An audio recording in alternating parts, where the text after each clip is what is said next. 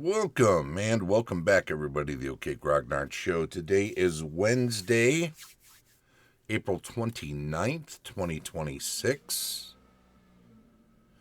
10 a.m. Central, or a half hour after, in beautiful Lake Geneva, Wisconsin. Today I'm going to discuss the beginning, maybe it'll be a two-parter, of the first edition Advanced Dungeons & Dragons Players Handbook sections on movement, time, and distance. And my apologies for getting started about a half hour late. Had some technical problems over here with the equipment, and it took me a little bit to get it sorted out. Always a good time, one-man operation, so that's what you get sometimes. That's all right anyway. Players Handbook stuff. We don't do enough of that, do we? We do a lot of DMG stuff. A lot of Dungeon Master's Guide. What's on the left screen over here? Okay, it's a section. Movement, time, and distance factors. What's Gary say? Movement rate is always shown by a numeral followed by the sign for inches. Thus, 9 inches. That's the regular quotation mark, double quotation marks rather. The number of inches moved is scaled to circumstances and time by modifying either the distance represented or the time period or both. Movement in the dungeon. The movement distance in the dungeon is 1 inch. That's to 10 feet over a turn of 10 minutes duration. Well, exploration and mapping are in progress.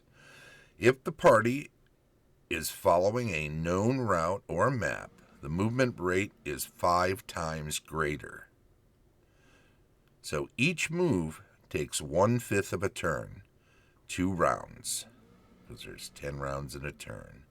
If the party is fleeing, all movement, excluding encumbered movement, is 10 times faster.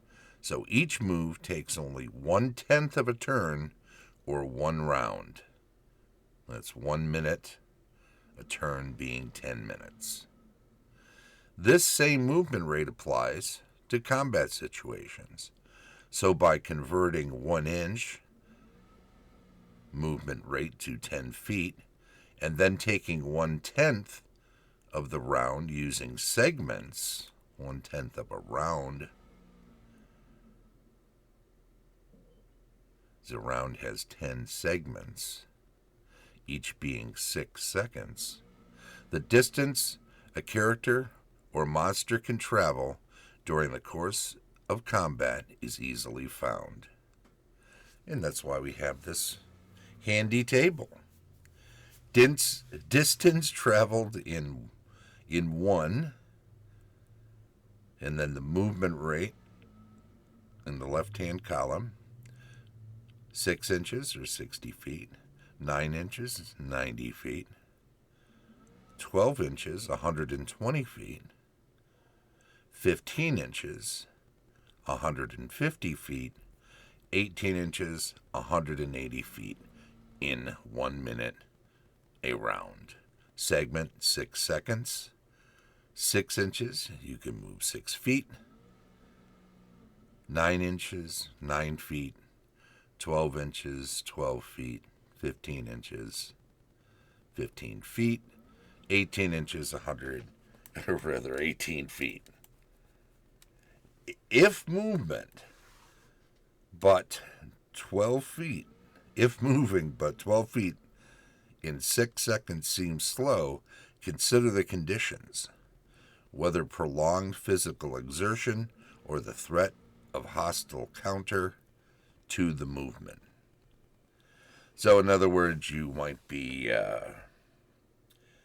having spent a full day traveling overland, and then you're down in a dungeon, or just working your way through passages and squeezing through tight spaces and exerting yourself clearing rubble as you're making your way through a dungeon. And, of course, you're constantly under threat. So there is a constant tension that affects how it is that you're feeling and how it is that you're exerting yourself. Your heartbeat's running faster, your breathing is more labored. You're still carrying a bunch of goods, even if you're not encountered. Even carrying around a heavy sword and wearing armor is going to be causing you to exert yourself, and that will eventually bear itself out in your ability to perform at the top of your physical abilities. So expect yourself to be finding it difficult to do that. And thus, those kind of averaged movement rates in segments and in rounds and in turns. Let's take a look at the next little section on the same thing over here. We've got movement outdoors, movement in cities, and some notations on that. First, movement outdoors. The major difference in outdoor movement is distance and time. Each 1 inch equals the number of miles a character or creature can travel in 1/2 day's trekking. Terrain will vary. The movement rate. When an encounter occurs, the movement rate is handled in the same manner as combat movement in the dungeon. Movement in cities. When your party is in an inhabited area, movement turns are at the same rate as when combat in the dungeon takes place. 6 inches equals 60 feet, and each move is 1 minute long. This assumes that no map is being made. Mapping takes 10 times longer, so movement when mapping is the same as in the dungeon. Note, no mapping is possible when a party is moving at fast speed, such as when pursued or pursuing. Light must be available to make or read a map. Infravision is not suitable in such circumstances. Marks, dropped objects, or a trailing string or line are typically useless devices in dungeons, as they will be obliterated, moved, or destroyed by passing creatures. Okay, so keep all of that in mind as well. I think we're going to make this a short one, especially since we were late. Hey, look what came in the September 6th issue of Believer had an article on D&D, and it can be found online. I'll try to get it in there. It's called Destroy All Monsters.